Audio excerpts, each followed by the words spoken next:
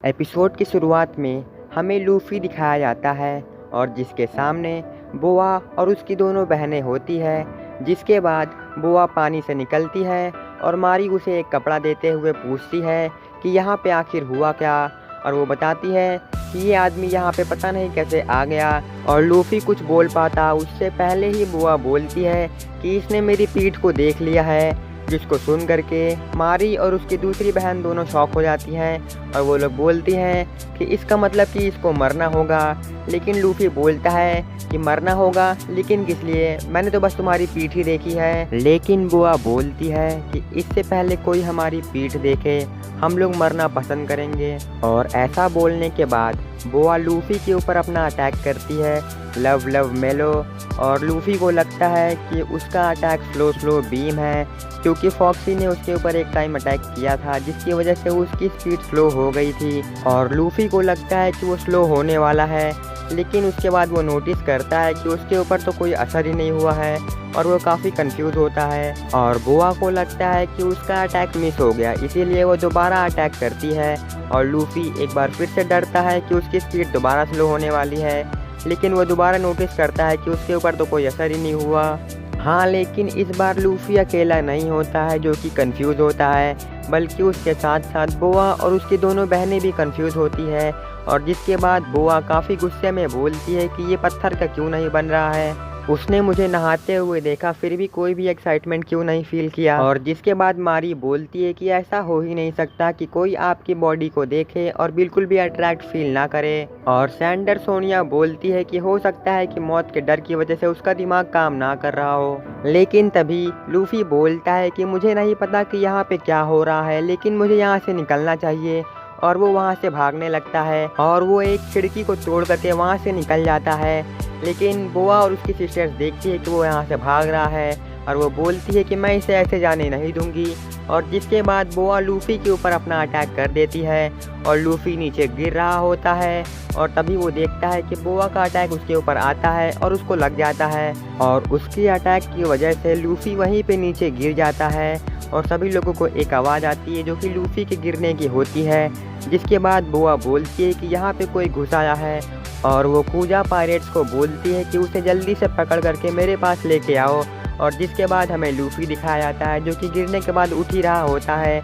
लेकिन तभी कूजा पायरेट के लोग लूफ़ी के सामने आ जाते हैं और वो लोग उससे बोलते हैं कि तुम भागने की कोशिश मत करना। और वो लोग देखते हैं कि लूफ़ी एक मैन होता है। और जिसके बाद लूफ़ी वहीं पे बैठ जाता है और वो बोलता है क्या तुम लोग यहाँ के पायरेट हो।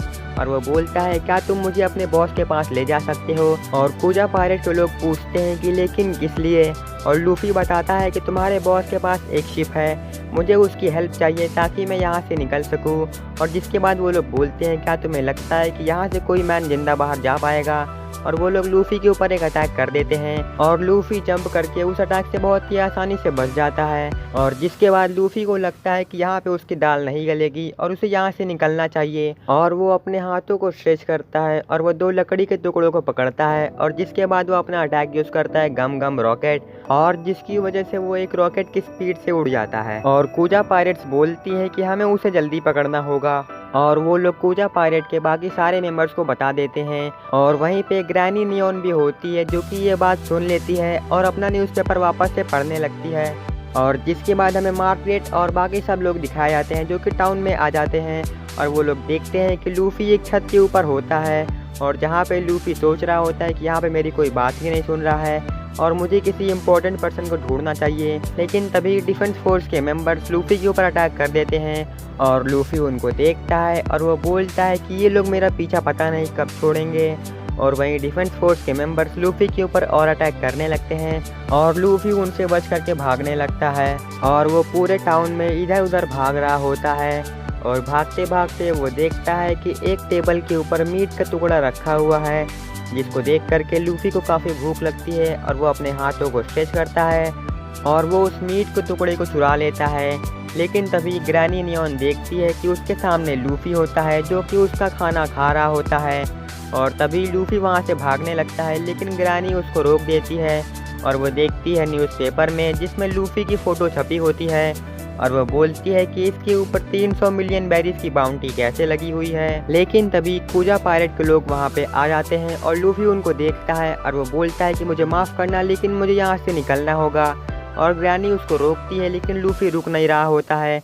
और जिसके बाद ग्रैनी जंप करती है और वो लूफी को एक जोरदार किक मारती है, जिससे कि लूफी काफ़ी दूर जाके गिरता है। और वो बोलता है कि यहाँ पे तो बूढ़े लोग भी काफ़ी ताकतवर है। और जिसके बाद लूफी सामने देखता है तो उसके सामने कुजा पायरेट के लोग होते हैं, जो कि उसके ऊपर वेपन्स एम किए हुए होते हैं। और जिसके बाद हमारा सीन शिफ्ट होता है और हमें एक स्टेडियम दिखाया जाता है, जिसके बीच में लूफी के हाथों को बांध करके रखा हुआ होता है। और मार्गरेट बोलती है कि लगता है कि अब ये नहीं बचेगा। और लूफी अपने आसपास देखता है तो वहाँ पे ढेर सारी वुमेन्स होती है और वो नोटिस करता है कि वहाँ पे तो कोई मैन है ही नहीं। और तभी वहाँ पे बोआ आ जाती है और सब लोग उसके लिए चीयर करने लगते हैं। और जिसके बाद लूफी अपने सामने देखता है तो उसके सामने बोआ होती है और बोआ लूफी से बोलती है कि सबसे पहली बात मुझे ये बताओ कि तुम हमारे आइलैंड में घुसे कैसे। और जिसके बाद लूफी बोलता है कि सच कहूँ तो इसके बारे में मुझे भी नहीं पता कि मैं यहाँ पे कैसे आ गया।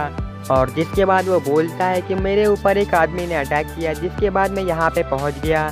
लेकिन बोआ बोलती है कि तुम ये किसको झूठ बोल रहे हो और तुम किसको बेवकूफ़ बनाना चाहते हो।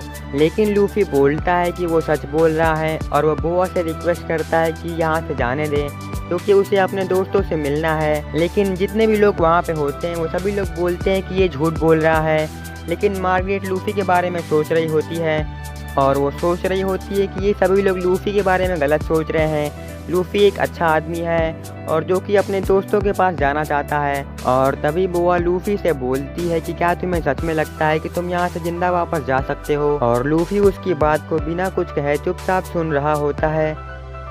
लेकिन तभी मार्गरेट अपनी सीट से उठती है और वो बोलती है कि 1 मिनट रुक जाइए स्नेक प्रिंसेस। और सभी की नज़र मार्गरेट की तरफ होती है और जिसके बाद मार्गरेट वहाँ से कूदती है और वो लूफी के पास आ जाती है। और वो बोआ से बोलती है कि ये आदमी जो भी कुछ कह रहा है वो सच कह रहा है और मुझे नहीं लगता कि ये यहाँ पे हमें नुकसान पहुँचाने के लिए आया है। और लूफी उसको देख के काफ़ी खुश होता है। और जिसके बाद बोआ बोलती है कि तुम तो एक डिफेंस वॉरियर हो ना, और तुम इसको बचाना क्यों चाह रही हो? क्या तुम्हें नहीं पता है कि हमारे आइलैंड में किसी भी मैन का आना मना है? और मार्गरेट बोलती है कि ऐसा इसलिए क्योंकि मुझे लगता है कि ये जिस मुसीबत में फंसा हुआ है उसका कारण मैं हूँ, क्योंकि मैं ही इसको इस कंट्री में लेके आई थी और जिसकी वजह से ये इस मुसीबत में फंसा हुआ है। और जिसको सुन करके वहाँ पे जितने लोग होते हैं वो सभी लोग शॉक हो जाते हैं। और तभी स्वीट पी और अफिलेंड्रा वहाँ पे आती है और वो लोग बोलते हैं कि स्नेक प्रिंसेस हम लोग समझा सकते हैं, ये हमें जंगल में पूरी तरीके से मशरूम में कवर्ड मिला था, जिससे कि हमें लगा कि ये विलेज का ही है। लेकिन तभी मार्गरेट बोलती है कि ये तुम लोग क्या कर रहे हो? मैं थी जो कि बताई थी कि इसको विलेज में लेके आना है और ये मेरी वजह से हुआ है। और लूफी बोलता है कि तुम लोग मुझे मारने की कोशिश कर रहे थे, लेकिन तुम लोग तो बहुत ही अच्छे हो। और तभी वो लोग देखते हैं कि बोआ हैंकॉक सीढ़ियों से नीचे उतरती है और वो मार्गरेट के सामने आकर के खड़ी हो जाती है। और जिसके बाद मार्गरेट बोआ से माफ़ी मांगती है कि उसने जो भी किया। और बोआ मार्गरेट से बोलती है कि उसकी बात मत करो और वो उससे खड़े होने के लिए बोलती है। और जिसके बाद मार्गरेट बोआ को देखती है तो वो ब्लश करने लगती है। और जिसके बाद बोआ उससे बोलती है कि अब तुम खड़ी हो जाओ। और मार्गरेट उसके बाद खड़ी हो जाती है और वो बोआ को देख रही होती है। लेकिन तभी बोआ के फेस का एक्सप्रेशन चेंज हो जाता है और वो तुरंत ही उन तीनों के ऊपर अपना अटैक करती है, जिससे कि वो तीनों लोग पत्थर के बन जाते हैं। और लूफी को समझ नहीं आ रहा होता है कि क्या हुआ और वो देखता है कि वो तीनों लोग हिल नहीं रहे होते हैं और वो तीनों लोग पत्थर के बन चुके होते हैं।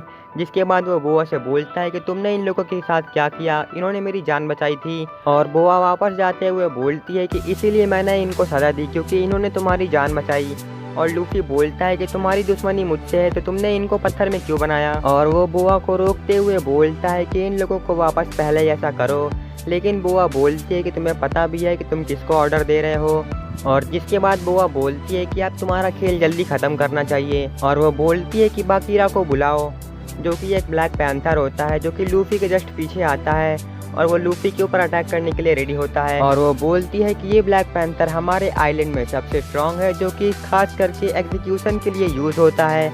और जिसके बाद वो लोग लूफी की रस्सियाँ खोल देते हैं और वो ब्लैक पैंथर लूफी के ऊपर अटैक करने के लिए रेडी होता है और वो काफ़ी भूखा होता है। और जिसके बाद लूफी चिल्लाते हुए बोलता है कि मुझे कोई फ़र्क नहीं पड़ता है इससे, लेकिन इन लोगों का क्या तुम लोग इनको ठीक करोगे। और जिसके बाद जो क्राउड होती है वो सभी लोग चिल्लाने लगते हैं और लूफी के ऊपर गुस्सा करते हैं क्योंकि उसने बोआ से चिल्ला के बात कर ली होती है।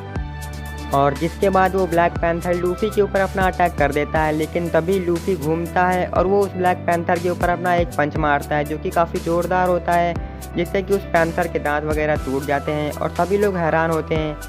और जिसके बाद लूफी बोआ को काफ़ी गुस्से की नज़र से देखता है और सभी लोग देखते हैं उस ब्लैक पैंथर को जो कि बेहोश पड़ा हुआ होता है। और वो लोग हैरान हो रहे होते हैं क्योंकि लूफी ने उसको एक ही पंच से हरा दिया और वो भी बिना हाकी को यूज़ किए। लेकिन तभी लूफी चिल्लाते हुए अपने आसपास के लोगों को बोलता है कि उसने तुम्हारे साथियों को पत्थर में बना दिया, लेकिन फिर भी तुम लोग उसकी बात मान रहे हो, तुम लोग कैसे लोग हो। लेकिन बोआ बोलती है कि इसमें इन लोगों की कोई गलती नहीं है, क्योंकि मैं जो भी कहूँ मुझे माफ़ कर दिया जाएगा। और इसका सबसे बड़ा कारण ये है क्योंकि मैं बहुत ही खूबसूरत हूँ। और वो लूफी से पूछती है कि तुम्हें इसके बारे में क्या लगता है, लेकिन लूफी बोलता है कि तुम्हारी तरफ देखते ही मेरी आंखें दर्द करने लगती है। जिसको सुन करके बोआ काफ़ी अजीब सा बिहेव करती है और वो बोलती है कि मैं ये बर्दाश्त नहीं कर सकती कि ये आदमी मेरे सामने ज़िंदा रहे। और वो अपनी बहनों को बोलती है कि इसके ऊपर जाओ और इसको ख़त्म कर दो। और जिसके बाद उसकी दोनों बहनें लूफी के ऊपर अटैक करने के लिए चली जाती है और वो लोग अपनी पावर्स का यूज़ करती हैं और स्नेक में बन जाती हैं।